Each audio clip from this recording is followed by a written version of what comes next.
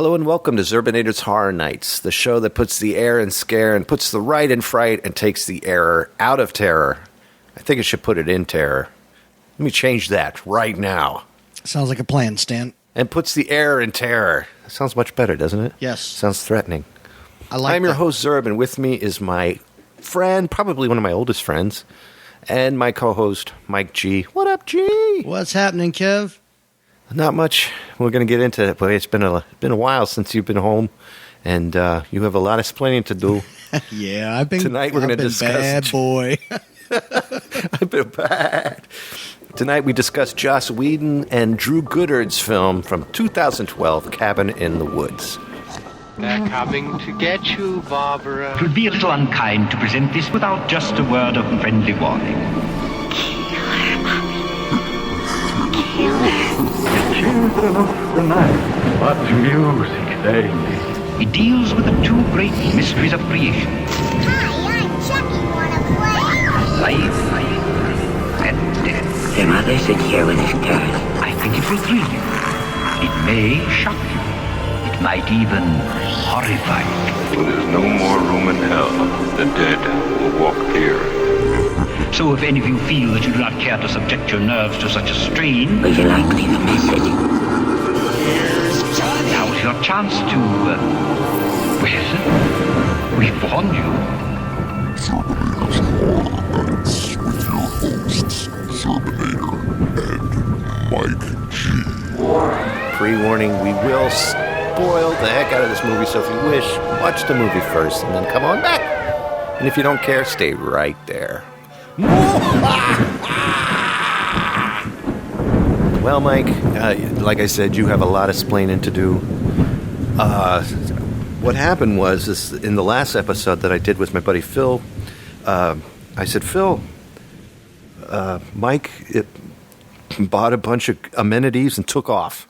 And we were sitting here staring at the screen, waiting for you to arrive. I was going to introduce you.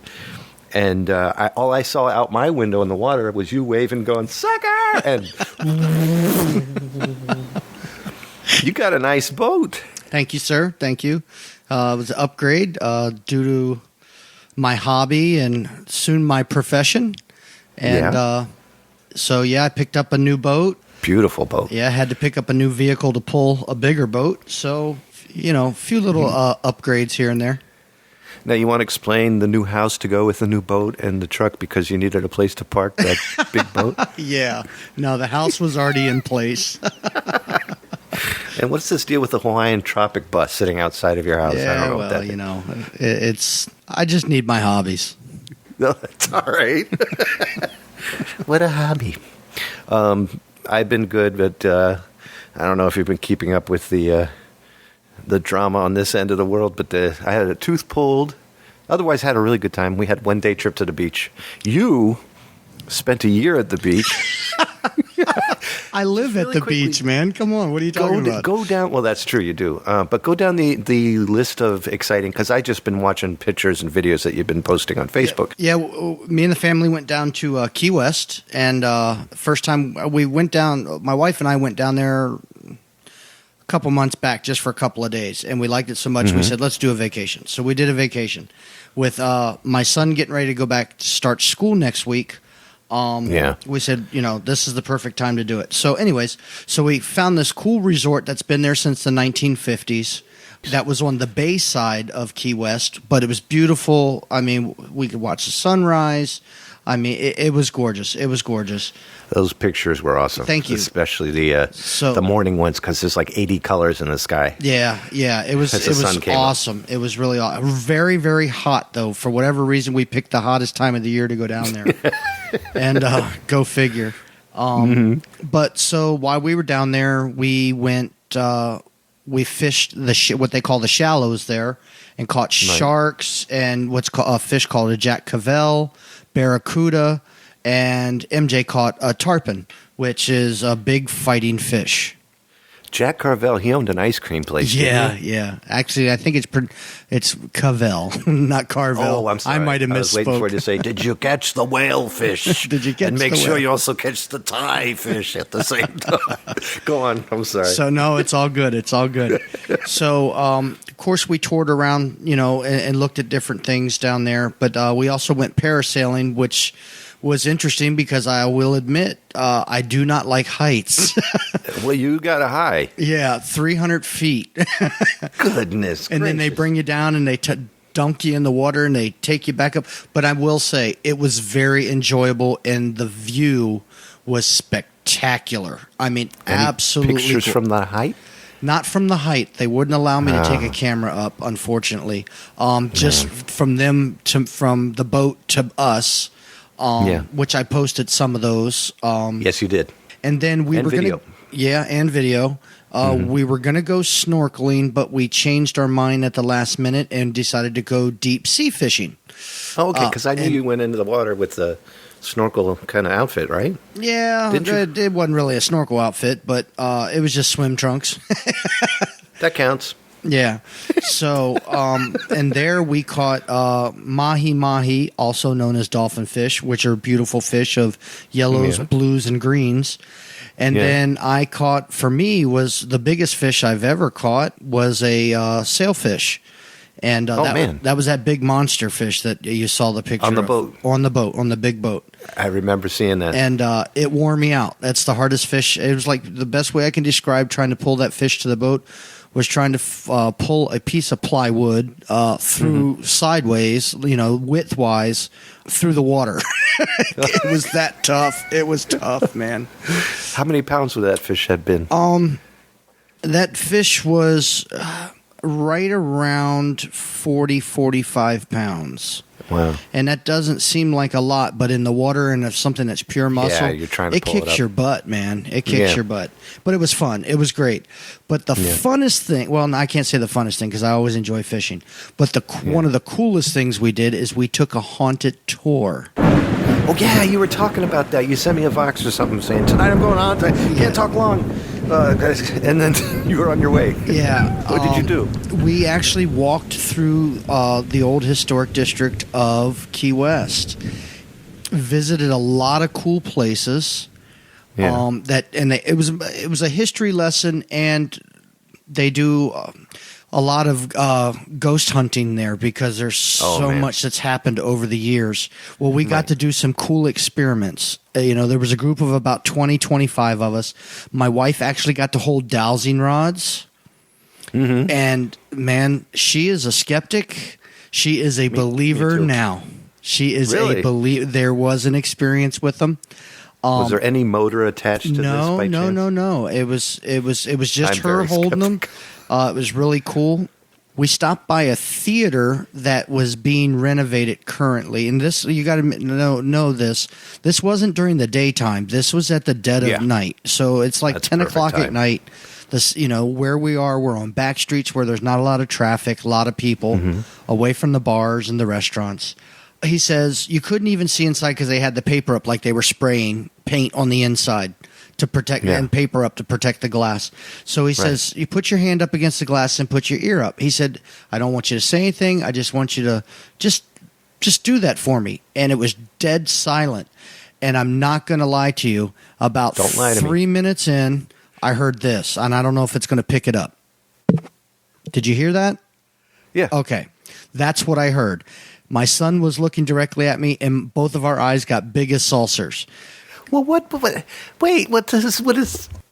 Well, I'm getting there. So, anyways, Was there a guy named Norm on the other side of the glass? it was just my son and I on this one pane of glass. Okay. Okay. So after everybody got a chance to go up and do this, he said, "Now let me give you the backstory about this theater. It once used to be a church back in when Key West was first being developed." Established. And, well, he had found out the wife had been cheating on him, and obviously back then that wasn't taken very well, and he was very angry about it. Yeah. So knowing that she was inside the church, he locked the church door and torched the church and burned it to the ground. What? Like you do. Yeah. Well, yeah. In his defense. What he didn't realize is that there were 17 other people in there with her. Oh, that's not good. So they rebuilt the church. Whoops. Yeah, they rebuilt the church, and it burned to the ground again mysteriously. It was never. No records indicate that it was arson or anything like that. So several years after that, they rebuilt it again, and this time they turned it in as a theater. Now we're in like to the 1930s, 1940s. Right. And they're doing show follies, cabaret, stuff like that. It catches on fire, kills everybody in it, burned to the ground. Good Lord. So they rebuilt it again, this time out of concrete. All the previous times it was always built out of wood. Well, the stagehands, and it's a theater again, and the stagehands and directors and stuff like that, weird stuff started happening. People getting pushed, touched, blah, blah, blah, blase, blase, blase. So that'll be on your headstone one day, buddy. I know. It's like here lies Mike. Blah blah blah. Woof woof. Blase blase blase. It's like my saying, man. What can I say? Go ahead. I'm sorry. But anyways, so they shut the theater down because patrons start hearing that the place was haunted. It freaked people out. Ticket sales weren't so good. Well, now a company has come in and bought it because it sat vacant for the last 20 years. So now a company has come in and they're going to try to open it back up. So why? Well, yeah, no joke. This has a history of igniting. No joke. So he said, "Let me ask you some questions." And he's asking the group. He said, "Did anybody get a metallic taste in their mouth?" And a couple people actually raised their hand. And he said, "Did anybody smell smoke?" One person raised their hand. He said, "Did anybody hear any tapping on the glass?" Both MJ and I raised our hand. And I'm going, man, that's crazy. So and he asked a couple other little things. And actually, again, my wife being the skeptic, he said, by chance, did anybody have pressure on their chest and have a hard time breathing and almost feel like they were choking? My wife was the only one to raise her hand. She said, I didn't want to say anything. She said, but that's what I felt. She goes, and it really freaked me out. She goes to the point where the one pane of glass that she was on, she had to pull away early before he said, okay, everybody step back. And he said that it's known that if people go by there late at night or whatever, that they take a quarter and tap on the glass like at 2, 3 o'clock in the morning, 9 times out of 10, something taps back. We didn't go back for that one. I would have. So I'm sorry. I don't mean to be a skeptic, but it's like the power of suggestion to me seems to always come into. I mean, yeah, you definitely, and I believe you. You heard a tap, and this is before he asked me if I heard a tap. No, I didn't know what I was listening for. I thought I was listening for dead air. I'm going, okay, well, I thought someone was going to come in and like smack the glass and scare. There's a little guy named Artie. Yeah, he's retired. They say, "What do you want to do, Artie?" Tap. They hired him down there. They said, "Listen, anytime that you hear the group coming, I don't care which pane you choose." Right. You're too funny. I don't know. I'd have to. I'm going to ask you. I'm not going to get into the next story, but for anybody that's listening, and for you too, Kevin, look up the story of Robert the Doll. Doll. Robert the Doll. And similar to Annabelle's kind of situation? Yes. Yeah, very similar. Yes. Just read the story. I don't want to spoil it. I will. But any YouTube, go to YouTube as well. Yeah, I'm sure that's on YouTube. See some video documentary about it. Yeah, I'm sure there's Robert probably the Doll. Robert the Doll. I'll tell you what, I'll help you out. In fact, I'll make a note. I'll put it into the show notes. Okay, so that covers how you've been. Yeah, so sorry it was so long, folks. No, it's perfect. It's perfect. That's exactly what I wanted. It was just, a lot of good family fun and a much-needed vacation. First vacation in 6 years. First vacation in 6 years. In 6 years. Hey. Well, like I said, I only had 1 day's vacation. That was at the beach. If you want to hear about it, listen to Please Stand By. I listened. And did you hear Jocelyn at the beach? Yes. Hi, Ferg. Hi, Ferg. Aw. Hi, Ferg. Okay, so listen to that, ladies and jelly spoons, and there you go. Mike, let me ask you a question. Yo. Ever stay at a cabin, a spooky cabin in the woods? I've stayed at a cabin when I was younger, up in West Virginia. I can't say it was like spooky, but being a young kid, I mean, you hearing creeks and, it was an old hunting cabin. So, Yeah.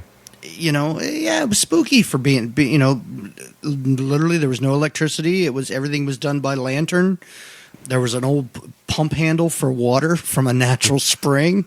That's pretty cool. Yeah. I mean, it was rustic, definitely rustic. And so, it was creepy. I mean, nothing, no weird experiences or anything except old hoot owl going off and scaring me one night when I was going to the bathroom. But, other than that, how about you? Same kind of thing. We went, Shelley and I went to the, is it the Smoky Mountains down there in the Virginia? What's the other one that begins with the M? Mashantucket? No, Massanutten. Massanutten. Where am I talking? Mashed potatoes. I always get that screwed up. And we stayed there in a really old cabin, and that was kind of creepy, but they were kind of modernized on the inside. On the outside, you got the Evil Dead. On the inside, a Hilton. Yeah. It was really nice. The only cabin that was spooky to me when I was a kid was the cabin up in New York where my great aunts grew up. Right. And I grew up there. Shelley moved in there for a couple of years, and the spookiest it ever was the night that she watched The Exorcist for the first time with me. So we're watching it, a VHS copy that we got from a rental store down the street.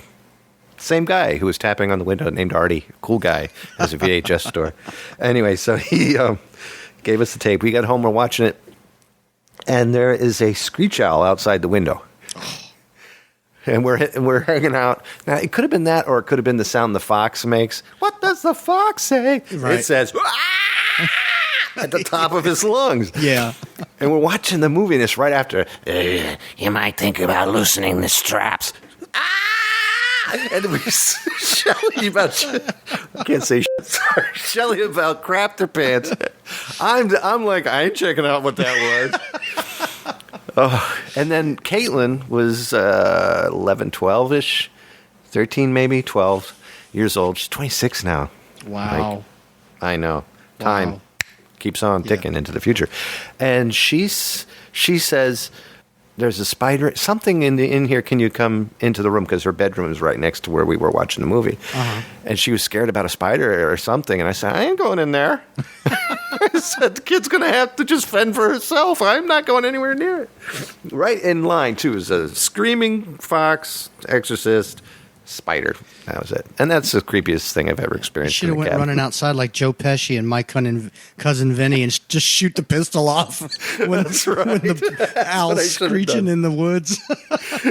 You take that. It will work. Bang, bang, bang. You'll get sleep that way. Well, and now, tonight's feature. On to our film. What was your first reaction in seeing The Cabin in the Woods? It was a creatively funny horror movie to me. Yeah. But it was very clever. It was a very clever movie as well. And I enjoyed it. I really did. I mean, it didn't scare me, but there's some things that I picked up in the movie that we'll discuss a little bit later in the podcast. But yeah, It was clever. Very, very clever. Very, very good. I enjoyed it. How about you? Same thing. I was misled as, again, we'll talk about that later on. I was misled in the beginning thinking it was going to be one type of movie. And as soon as you get about, about 30 minutes into the film, you realize this is weird. Mm-hmm. Actually, right when the film starts, you're kind of like, this is a little weird. Why are they showing this place? Right. What does this place have to do with anything?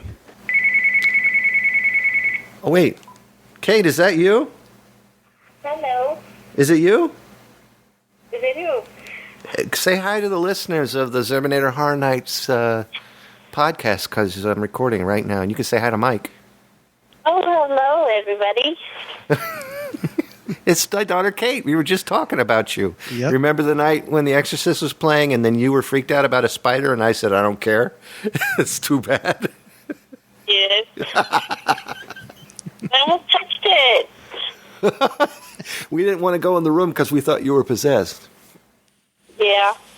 I almost hit the spider and I screamed. That's right. That's what it was. You screamed, and we said, I'm not going in there. She didn't say there was a spider. She just woke up screaming. Too many screaming after the things. Screaming owl and after the scary part of The Exorcist. So. I was leaving the living room, and I was walking back into the bedroom, and I put my hand around the door and to close it, and there's a big spider, and I screamed and shut the door. And then what did Shelley and I say? Well, you guys didn't say anything to me, but you said that to each other, you said, I'm not going in there. Poor kid. We know what happens to the person that goes back there to look. I could have been possessed and no one cared. Well, I'm going to give you to Mom and say goodbye to everybody. Goodbye, everybody. Goodbye. And as the movie progressed and as time went on, I started realizing this movie is much more creative than the title. And the creativity made me think about the title and thinking, that is the best title for this film. That is perfect. It's misleading, and it's perfectly misleading. And those who see it are not going to get what they expect to see. And that's awesome. Right. One thing I hate about movies nowadays is that you get the whole thing delivered to you immediately in either the preview or in the first 5 minutes you understand what's going to happen with this movie kind of thing. Right. And this totally takes you on a different turn. Yeah. So I appreciated that. Yeah. I me too. It was well written. Well, Mike, now it's time to go down tonight's feature. And, of course, our movie tonight is Cabin in the Woods, which was released the 13th of April in 2012. Can you believe it's that old already? It's hard to believe. We were just babies then. Yeah.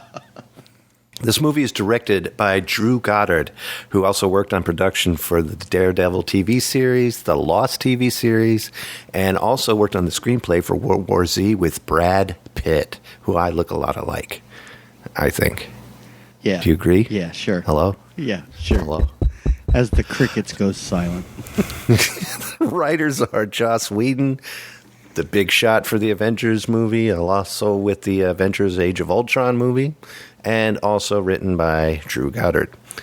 In the movie is Kristen Connolly, who played Dana, the cutie pie, the main character, and she was also born on my birthday in 1980. Then we have Chris Helmsworth, who also with Joss Whedon worked together in a little movie called The Avengers, where he carried a hammer and had long hair. And his name is Kurt, and he's the muscles and the cool guy and the strength in this film. Then we have Anna Hutchinson, who played Jules, who played the sex pot, the whore. And unfortunately, yeah, that is her title. And she's really good at it. And then we have Franz Kranz. Actually, I think it's Franz Kranz, but he played Marty. And he plays the pothead right from scene one. So, and you're familiar with that. I don't know what you're talking about. And then we have Jesse Williams, who played Holden. He was on Grey's Anatomy in 2005. And Lee Daniels' Butler movie, that one where it's the butler and the plate in 2013. And he plays the nice guy in the film. You know, with Forrest Whitaker, the wonky-eye guy who's sitting there holding the plate. Yeah, I got He's a you. good actor. Yeah. Richard Jenkins, one of my all-time favorite actors, and he shows up in the coolest movies playing the weirdest roles. He's Sitterson in the movie, and he's one of the lab worker dudes who is best known for his work in the movie Jack Reacher in 2012, too. He also played the hilarious father in Step Brothers with Will Ferrell and John C. Reilly, 2008. Great movie. It's funny because you love boats, and there are hoes in this movie.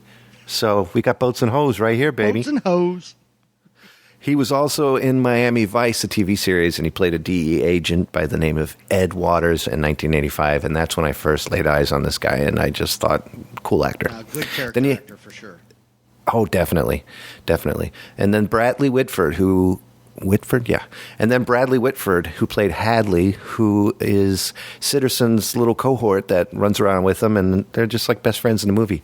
But Bradley Whitford is big for the movie Awakenings in 1990 with De Niro and Robin Williams. Did a good job at that, playing Dr. Tyler. And then in the movie Scent of a Woman in 1992, he played the son of Al Pacino and played Fleck in RoboCop 3, which nobody saw. I didn't even know they made a part 3. I didn't know they made 2.5. Yeah, RoboCop 2.5. And now for a quick movie plot summary, written by Zerb. Normally at this time what I do is have my cohort over here, my buddy Mike, read something ridiculous that I wrote in form of a plot summary for the movie. This time we've decided to go down an actual plot summary together because of the nature of this film. If you're not familiar with this film, please watch Cabin in the Woods if you are a horror movie fan. If you're not sure you want to watch it, we are going to, of course, spoil it, but this movie is all over the place. The title is very deceiving in this film, so Mike and I are going to go down the best we can the storyline of this movie and explain it to you in English. So I thought it was Japanese tonight. No, tonight is English night, So it starts out, you're in a control room with Gary Citizen and Steve Hadley, and you're in a break room getting coffee with these two, and they're talking about Hadley's domestic issues.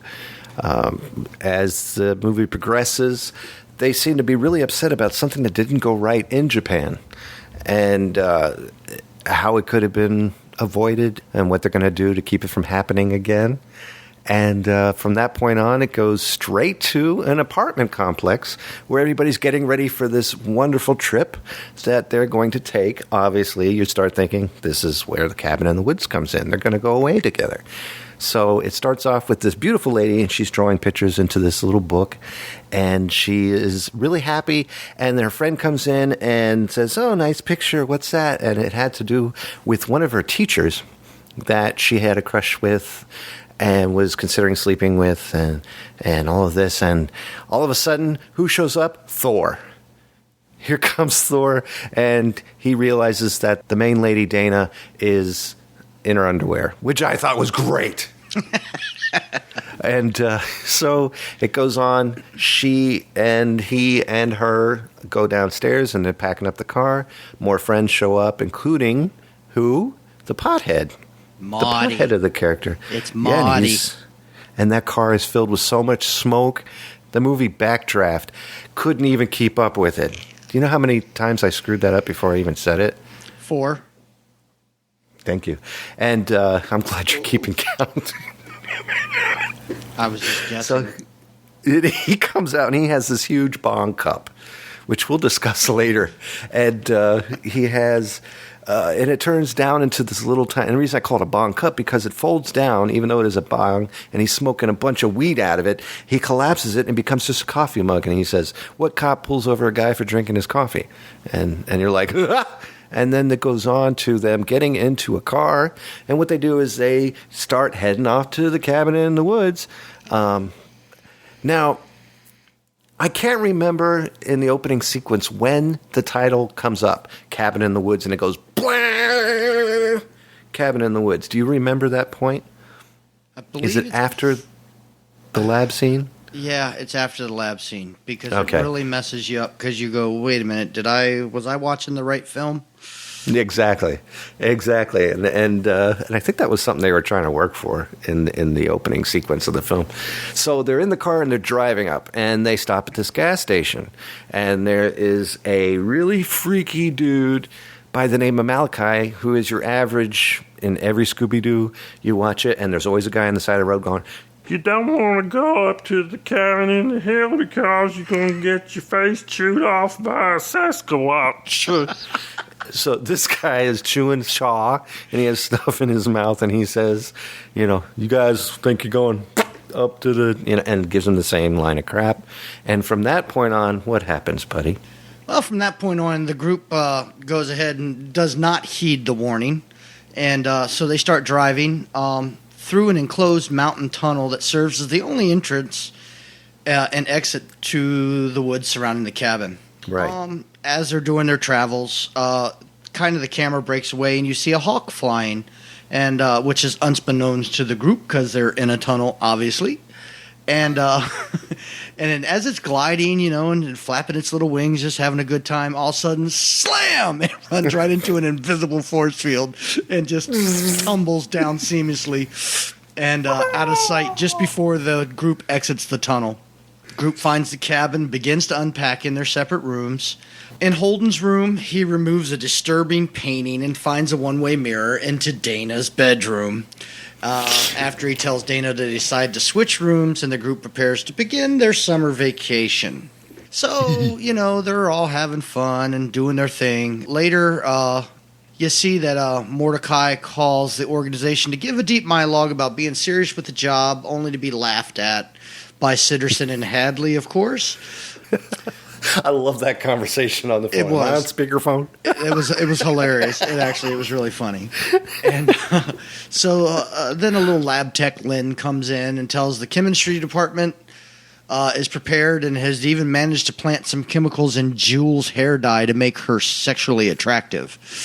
Not far to go, if I may say so. Yeah. Sorry. Go ahead. Organization employees gather in the facility control room for a wagering pool on which monsters will be selected. Sitterson takes bets and teases Hadley for betting on the merman, which Hadley really, really wants to see. One of my favorite lines out of the whole movie is when Hadley goes, "I just want to see the merman just once." Exactly. Because it's always an unlikely scenario. So as the night it starts getting dark out, and personality changes begin to develop in the group as they play Truth or Dare. As the movie progresses, it's become nighttime, and the group starts playing Truth or Dare. At which one point, the whore gets a dare to make out with a wolf's head that's on the wall. And let me tell you, it's a very interesting scene in the movie. The tongue is sticking out. Yeah, the tongue is sticking out, and it's just one of those little nuances that pop out at you. Exactly. No pun intended. So a little bit later, after that happens, then a cellar door pops open, which is being controlled from downstairs and with the technicians, and it exposes a cellar, and everybody goes, "Oh, what the heck is that? Wow, where did that come from?" So they go downstairs and they start looking around, and the place is full of strange artifacts. Marty, the pothead, goes, "Man, let's not go down there, man. Nothing good happens. Haven't you ever seen a horror movie before?" So, and he's trying to get everybody to go back upstairs, but everybody blows him off. So they go down and investigate the items. Kurt nearly blows a conch shell, but he puts it down, which the conch shell would have brought the merman. That's true, and that was so close. And an intense scene begins to happen where everybody begins finding different objects. Everybody's playing, with different things. Kurt's playing with a puzzle ball. Holden's operates a jewelry box with a dancing ballerina. A necklace. One of the girls has a necklace. I think it was Jules from a bridal gown, and she's going to get about to put it on, and Marty begins looking through an old film strip. However, they all stop when Dana calls him over to read a diary of one of the members of the Buckner family. Everybody knows the cabin is the Buckner cabin. So that's when Sitterson announces that who the winner is of the pool of the zombie redneck torture family. That's right. It's not just zombies, not just a redneck. It's zombie redneck torture families. So Hadley's disappointed, of course, because Kurt didn't blow the daggone conch shell. There was no merman. Because he wanted to see that merman. So what ends up happening basically is that the underground technicians release these pheromones, and Kurt and Jules go out into the woods, if you catch my drift. And I get it. So as Kurt and Jules begin to fool around, the Buckner family basically attacks is what happens. They hold Kurt and make him watch as Mother Buckner cuts Jules' throat with a rusty saw and eventually beheads her. Meanwhile, down in the facility, Hadley and Sitterson mark her passing with a prayer. They offer up for humanity, and they hope that they bless peace upon the eternal slumber as it ever was. And it's weird. That's where you're like, okay, this is getting strange. It's already strange, but what in the world's going on? So Marty's in another room smoking his head off, pot, reading a book, and he hears that mysterious whisper again telling him to go for a walk. And he screams out, "You think I'm some kind of puppet? I'm the boss of my own brains, so give it up." But then he's like, "I guess I'll go for a walk." So he gets up and he starts going for his walk. And just outside of the cabin, A fight ensues there. Also, there's another fight going on with Kurt because he's freaked out. You see Matthew Buckner, the little kid, he has the head of Jules still ripe and fresh right off the neck, and he's tossing it around the yard. Strike! This is when everything just falls apart. This is when Sitterson releases gas into the cabin to disorient the entire group. Kurt and Holden decide now that this is the best time for everybody just to split up because we're going to cover more ground and everything will be just fine. So they get out of the cabin after all of that craziness with all the crazy Buckner family, and they get into a giant Rambler/camperized truck. What happens then, Mike? So basically, they get in the RV and they're running out and they're driving back towards the tunnel. The tunnel at the last minute collapses, and so they all freak out. They jam on the brakes, get out. Kurt actually happens to have his motorcycle on the back of the RV. So there's a little narrow path, and he, big muscle, tough guy. Thor. I can jump this. I can make this. I can go get us help. So he backs the bike up, throws it in gear, and floors it, hits the jump just like an eagle. Well, as I said earlier, with that bird that was flying, he hit that electric fence and fell like a stone. That's right. They all for a long time. A long time. Hello. Therefore, everybody freaks out. They get back in the RV, start heading back to the cabin. One of the Buckners is hanging out back there and kills Holden. And so then the RV goes crashing off into the lake. Dana gets out. Somehow she survives. She comes up onto the pier. There's another Buckner there and starts whipping her like a redheaded stepchild. I mean, it was... Wait a minute. Aren't you a redhead? No. Weren't you once? No. Okay, then never mind. Continue. I mean, it was like WWE on steroids. No holds barred, body slams, you name it. Choke downs, suplexes, everything. Well, the next thing you know, here comes the pothead, Marty. Good old Marty. Good old Marty. Yeah. He saves Dana. They escape out of there. So as they're running away, they pass by the Buckner grave where Marty makes a statement. And Marty says, I had to dismember that guy with a trowel. And they don't show that either. No. You figure he's gone for it, but obviously he won that fight. Yeah. Well, come to find out, there's an elevator shaft in that grave. Exactly. So, and they climb in, then the movie progresses. As they go into the grave, like you said, it turns out to be an elevator shaft, and they get into it. They start descending after figuring out the buttons and getting the electronics to work again correctly. And they start heading down, and the first thing they see is a werewolf at the glass wall of the elevator. And then that disappears, and then they see a wraith, and then some kind of hell lord and a sugar plum fairy. And then you start realizing that they are in this huge, huge monster containment facility. Huge! And there's cubes everywhere of every nightmarish creature you could imagine. So they finally figure out a way. My ex-wife there. Sorry, I couldn't resist. So finally, the elevator comes to a stop. It opens up, and they're in this main hall. Dana and Marty, they start heading around trying to find some place to go and hide because this voice comes up over the system and says, give up, you have nowhere to run. There's no point in running. Just give up. It's a female's voice. And off to the front area where they get behind this, what looks like a security desk, and they see the system purge button.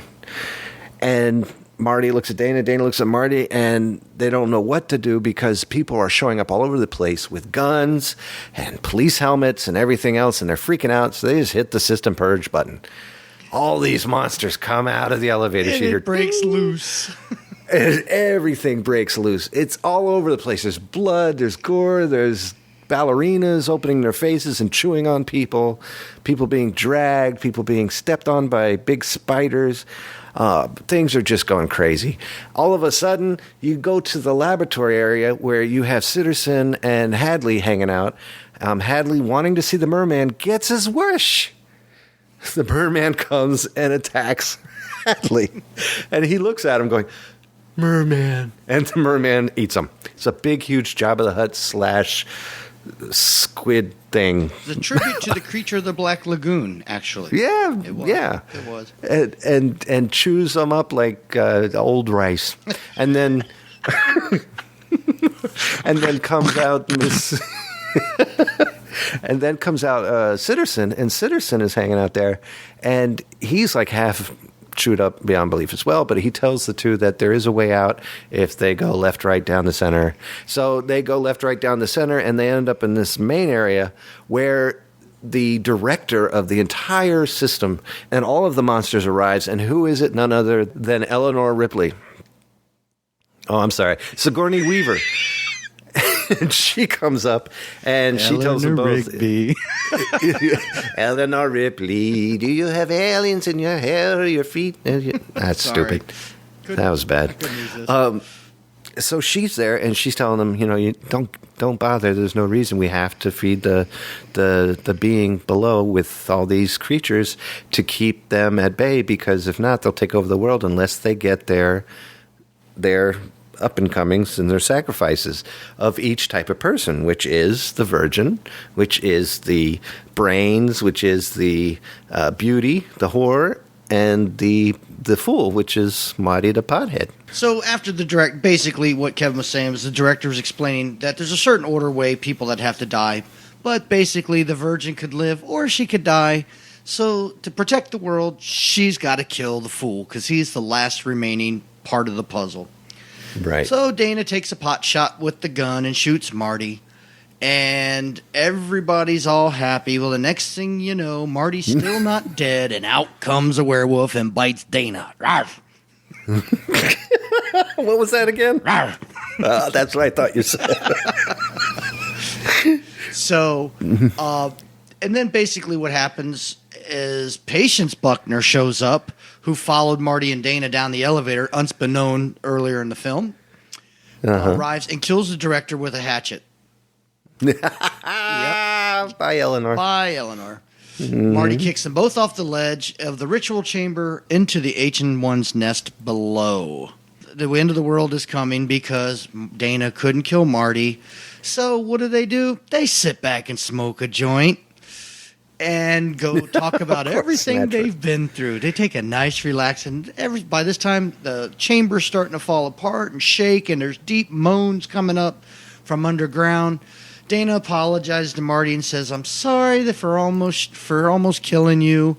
Marty apologizes for letting the werewolf jump and bite her and from behind, and that they're going to end the world. So, again, more rubble, and everything starts to collapse even more, and they speculate how great it would have been to see the giant evil gods that are about to awaken. By that time, a huge arm reaches up through the facility, bursts out the cabin, and the Ancient Ones begin to destroy the Earth. The end. And the end, that's it. I figured that's what would happen. I was expecting an alien to come out of Sigourney Weaver. That would have been a cool little part during that movie. If Ellen Ripley turned into the alien at the end of that, I would have stood up and clapped, because that would have made the most outlandish, awesome ending to the movie. Absolutely. Because that would have done it. Yeah, I agree. Well, that was well done. Well, Mike, do you have any goodies for this film? There is a website for the movie called discoverthecabininthewoods.com. There's lots of fun little facts and nuggets on there. There's a ton of T-shirts available on their Facebook page. Mm-hmm. And there's also a book that was released on April 17th, 2012 called The Cabin in the Woods, the official visual companion. And inside that book has photos from behind the scenes and all kinds of little tidbits about little things that were done during the making of the movie and whatnot. So pretty cool little book. I have not had a chance to pick it up, but I'm sure it can be found probably like on Amazon or something like that. Oh, yeah, definitely. Yeah. You can find it there. The discoveringthecabininthewoods.com, they've got movies on there, and I was just at that today. Links to a lot of things to purchase. Almost every sentence that is like a catchphrase in the movie has a T-shirt. How about a little bit of movie trivia? Do you have any movie trivia? Because I got movie trivia. You got movie trivia? Yeah, I got a few little trivia things here. The movie's opening was a deliberate attempt by the filmmaker Drew Goddard and Joss Whedon to confuse the audience, to make them think that they'd walked in to see the wrong movie. So that's the reason they started off with that lab rat view. Right. And then I didn't see it until it was on DVD, and let me tell you, it confused me. I was like, wait a minute, this is supposed to be called Cabin in the Woods, not Same me. Not what are we doing in a lab. Yep, I redboxed the Blu-ray, and the same thing. I was watching it and going, what in the world? This isn't what I expected at all. I was expecting an Evil Dead type of movie. It didn't come out there. And I never saw a preview for it either. No, me neither. I don't remember the previews for this movie, to be honest with you. Do you know that scene where Jules is kissing that beautiful wolf head on the wall? Yeah. They covered that tongue in powdered sugar to give it this dusty look, number one. Really? But number two, to make it a little more tolerable for her to eat off of it. Because she's basically eating that tongue. I mean, she's like, Yeah. She did some things with that wolf tongue that I'm just too young to know about. Absolutely. Yep. Well, one of the things I found out that was pretty interesting is the thermal coffee mug / bong was a fully functional mug and bong as portrayed in the film. The prototype of that thing cost $5,000. Now, wow. That's one heck of a high. That is $5,000 worth of ingenuity put into a coffee mug / bong. No joke. You just, what the heck? Well, one of my favorite things about the movie is that my name appears on the board. There's a big whiteboard with the names of all the monsters that they go off of when they're making bets to see who's going to be killed by what monster. And the name Kevin is on there. But that's actually a tribute. I thought it had to do with me, but it was a tribute to Elijah Wood's character from the movie Sin City in 2005. One of the interesting things that I found is in the mention of a failure in the movie in 1998. Many seem to think that failure was from the movie The Faculty, also starring Elijah Wood. Oh, yeah. He's famous. Because these aliens are taking over, and because they mention a fact of, well, it was a chemical issue, and that in that movie, that's what it was. A chemical actually drove the aliens, dried them out. I don't know if you ever saw that movie or not. But no, I didn't, but I'm curious to see it because I do like Elijah Wood. It's interesting. It's that movie's got the guy that played in Terminator 2 as the liquid Terminator dude. Yeah. He's one of the main bad guys in the film. Oh, man. One of the main alien guys. So it's an interesting film. It's different. It's got an all-star cast. Claire Duvall and Josh Hartnett is also in that movie. Yeah. Okay, I'm going to have to check it out. Yeah. I maybe find it on something, Netflix it if it's possible. Right. So how long did it take this movie, because you mentioned this before to me off record, but on record, how long did it take them to write this movie? It took Josh Whedon and Drew Goddard about 3 days to write this movie, which I find fascinating because this movie is so well written. The fact that they could write it in 3 days just kind of makes me go, wow. I mean, that shows the level of talent of both of those guys. I mean, honestly. So, I knew Joss Whedon could do something like that, but I didn't know that Drew Goddard could do it. Well, and I keep calling him Goddard, but his name is Goddard. Goddard. But I say Goddard because I live in Connecticut and we don't have gutters on this house. And when any chance I could even just say the word because I miss them from not living. Anyway. Do you have guttards on your house? No, don't have those either. Gottards. Did you know that also on that whiteboard I spoke of earlier with my name on it, there was deadites on there as well as the angry molesting tree, which are from what film? The Evil Dead. That's right, 1981, baby. Love that movie. And I thought that was cool that they pay respect to that. Yeah, it's kind of interesting. I mean, I guess now we're going to start talking about just different things that we saw throughout the film. It's time to go. Time for final comments. The cabin looks a lot like the cabin from The Evil Dead. Oh yeah, it does. And all the different tributes with all the different monsters from all the horror films, from classics of the Wolfman, obviously, Dracula. I didn't see a reference to Frankenstein, but I'm sure if I looked again, I would find You'd it. find him. You know. They would have to have him in there somewhere. Yeah. That's the greatest monster. Unless you count the zombies as Frankenstein's, because Frankenstein was like the first zombie, wasn't he? Well, he didn't eat people. I mean, he was just a. He could have. He could have, but he was. He was just a. He wanted to, but he wasn't sure about it. He was a fully functional man brought back to life, just made from different pieces. So, Yep. you know, I guess maybe you could call him, but he could speak, sort of, where zombies really didn't speak. That's true. They never said fire bad in the movie, and That's that's right. what really. All right. Do you think that there should be a sequel to this movie? Or will there be? The only way I can possibly see them doing a sequel, because technically the end of the world happened, so Right.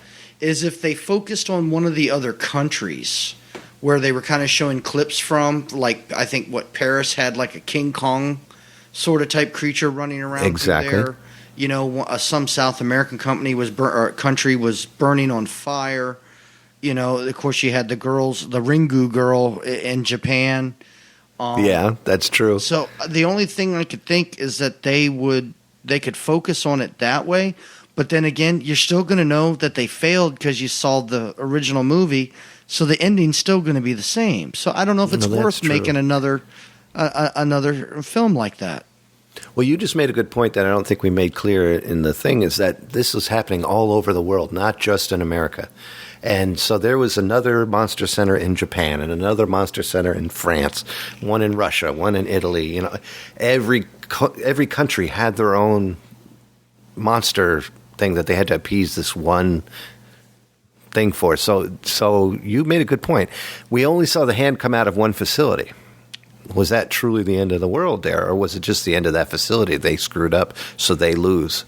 Well, I mean, they mentioned in the film that when the girls turned the Ringu girl into a frog, you know, and she went into that into the bowl, they said we've just lost Japan. So if they failed for the ancients there, wouldn't the hand come out in Japan and destroy that too?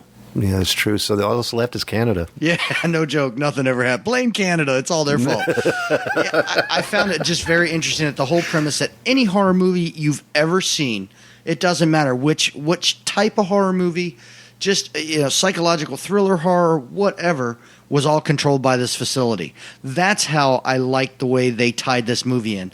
That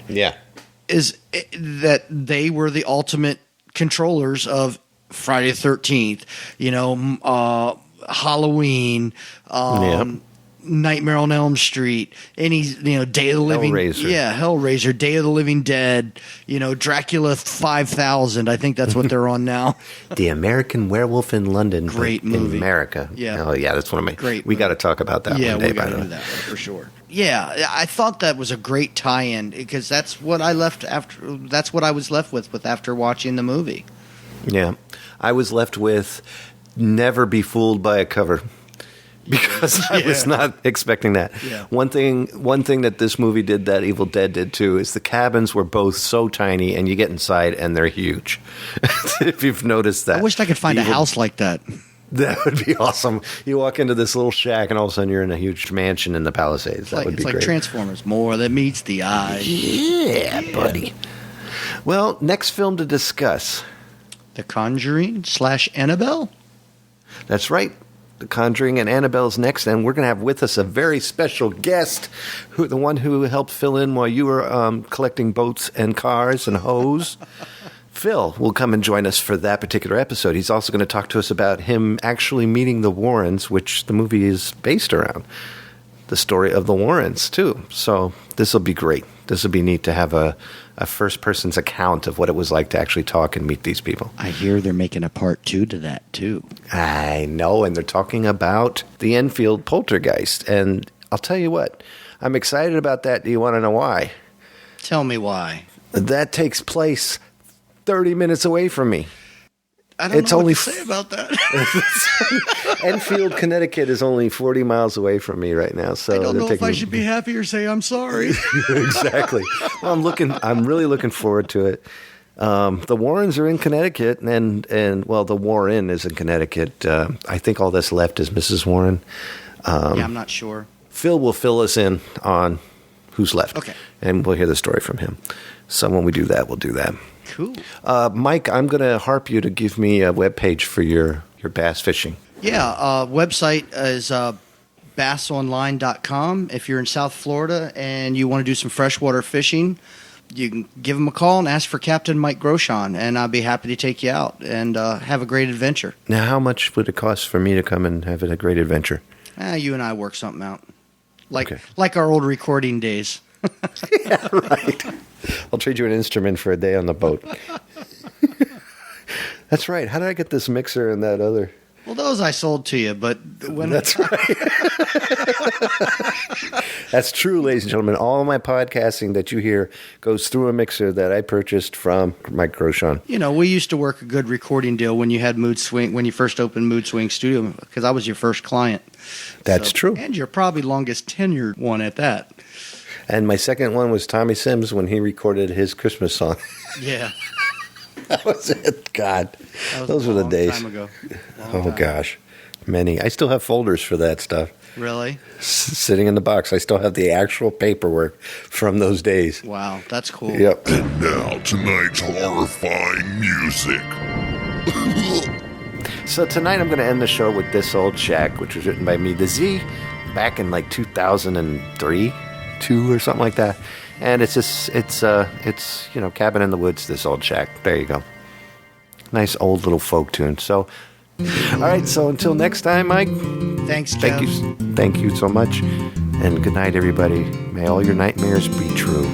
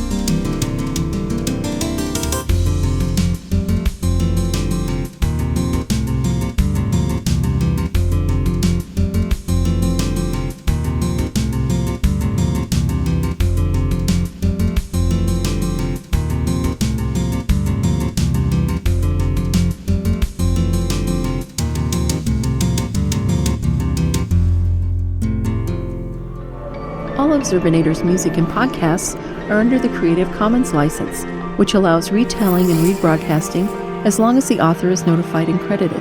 For more great escape pods, please visit www.zerbinator.wordpress.com. If you would like to contact Zerbinatorland, you can send an email to instrumentally@gmail.com or give us a call at 571-408-ZERB or 9372. Kurt sees that there's a narrow gap, and luckily for him, just happens to have. Hold on 1 second. Cat. Puss and piano.